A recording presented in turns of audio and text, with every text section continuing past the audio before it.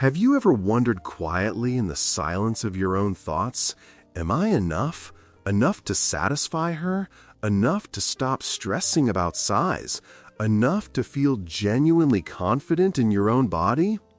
If that idea has entered your mind even once, you are definitely not alone. Hi, I'm Dr. Girag Mihai, a board-certified urologist with more than 20 years practice helping men just like you.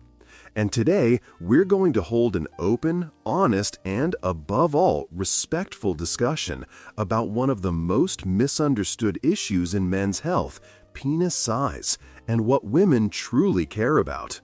By the end of this video, you'll carry away 3 truths that can completely reshape the way you view yourself, how size truly plays into satisfaction, the science, not the myths, what women actually treasure most in intimacy, and it has little to do with inches, what to emphasize instead, so you can grow real confidence and a stronger relationship at any age. Before we begin, I'd love to hear, where are you tuning in from? Share it in the comments. And if you consider this conversation helpful, make sure to like this video and subscribe so more men can uncover answers that bring calm of mind. All right, let's get serious.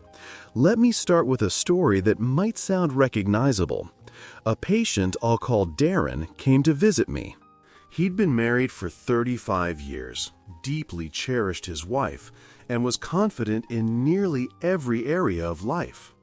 But one night, scrolling online, he saw that the average size was over 6 inches. Darren had never measured that high. Instantly, doubts crept in. Have I been disappointing her all these years and she simply never mentioned it? That single idea spiraled into stress and distance from his wife. Now, here's the fact. Darren had been deceived by misinformation. The medical reality, based on thousands of careful studies, is that the average erect length is just over 5 inches. Not 6, not 7, not 8, around 5. When I told him that, I literally noticed his shoulders relax, his chest lift, a weight gone. But then he raised the question that brings us here today. Okay, doc, but what do women truly want? That's when I realized we needed to explore further. This is where my years in medicine and the evidence line up perfectly. See, men often imagine women desire much bigger sizes than they actually do. There's a large gap between what men assume and what women really report.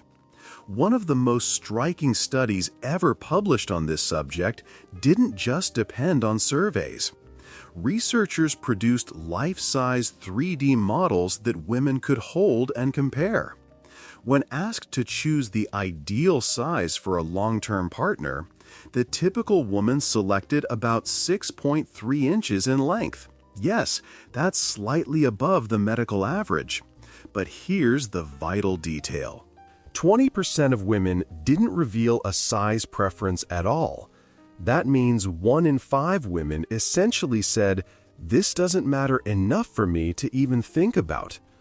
Even more telling, when women were asked about their actual satisfaction in relationships, a huge 85% said they were happy with their partner's size. Meanwhile, only 55% of men claimed they were pleased with their own bodies. That's a 30-point difference. In other words, most women are perfectly content, while most men are silently worrying themselves sick. This mismatch is at the root of so many needless struggles. So, if size is not the main element, what truly matters? Let's outline 5 of the biggest mistakes men create when it comes to intimacy and the habits that can radically change the game. Mistake number 1. Thinking bigger always equals better. Here's the biological fact. The vagina is designed to be flexible, but it has natural boundaries. Being much larger than average can actually create pain and discomfort for women, particularly during long-term intimacy. I've had female patients quietly confess that partners on the bigger side made intimacy more difficult, not more satisfying. So here's the emotional message. Women aren't walking around hoping their partner was bigger. More often, they wish their partner was more caring, more communicative, more engaged. The practical step?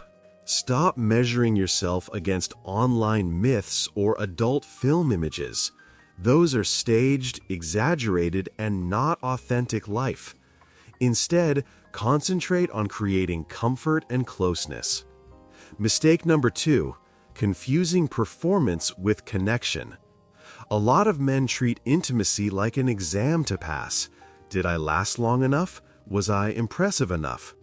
But intimacy isn't a single performance, it's a partnership. The happiest couples treat it like a dance, both partners staying attentive, adjusting, listening. Biologically, your stress hormones increase when you're anxious about performance. That anxiety limits blood flow, making physical function harder.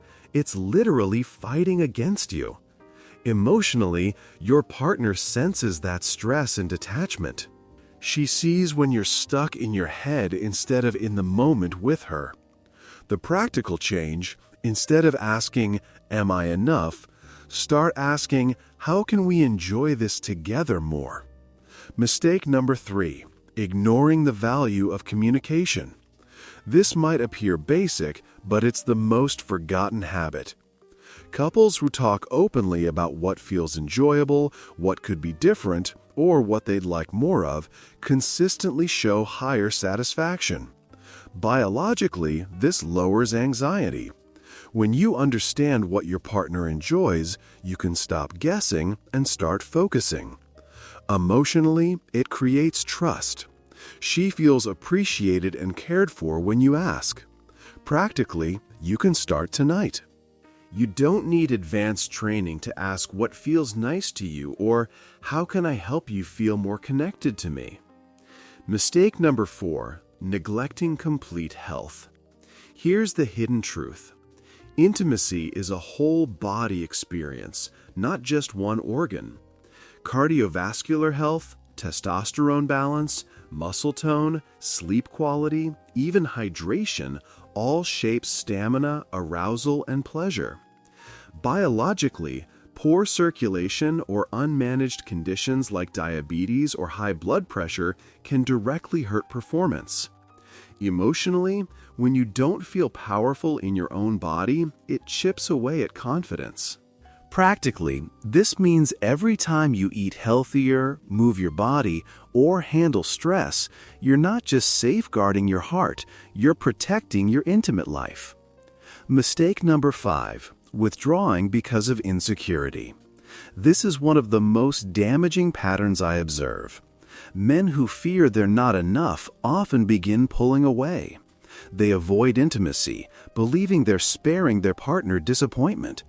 But in truth, the partner feels distance, confusion, even rejection. Biologically, the absence of intimacy lowers oxytocin, the bonding hormone, making couples drift farther apart. Emotionally, your partner doesn't know why you're suddenly absent. She might assume she caused it. Practically, the solution is simple but powerful. Lean in instead of pulling away. Even if you feel insecure, choose connection. That vulnerability often strengthens intimacy instead of weakening it. So what can you begin doing today? Here's my 4-part action plan for every man who wants to feel confident and grow intimacy that endures. Build confidence from within. Remember, confidence is more attractive than any figure. When you enter intimacy with joy instead of fear, your partner feels it too. Make communication a routine. Don't assume. Ask. Share. Invite her opinion. It's not weakness, it's power. Invest in your health. Small choices. Walking daily. Cutting sugar. Managing stress. add up to big outcomes for your energy, circulation, and drive. Prioritize connection over perfection. Stop chasing some imaginary number. Focus on being present, affectionate, and mindful. That's what creates lifelong satisfaction. Let me be clear, you are enough. The doubts that keep men restless at night are built on myths, not medical truth. The research is reliable. The medical numbers are clear. And in all my years of medicine, I've never had a woman complain that her partner was too small within the normal range. But I have witnessed countless women ache because their partner pulled away, got lost in insecurity, and stopped being attentive. Your partner doesn't want a measurement. She wants you. So here's what I want you to remember today. Stop letting myths steal your peace. Stop letting numbers decide your value. Start focusing on the things that truly count. Your health, your confidence, your connection. I've seen men in their 50s, 60s, even 80s rediscover intimacy that was more rewarding than anything in their earlier years, simply because they quit chasing false standards and started embracing real connection. Age is not the end of vitality. In fact, it can be the start of deeper, more meaningful intimacy than ever before. You already hold what it takes. If this discussion helped change your perspective, hit like, subscribe, and share this video with a friend who may need it. Too many good men are suffering quietly from insecurities that don't match reality. Remember, it's not about being flawless.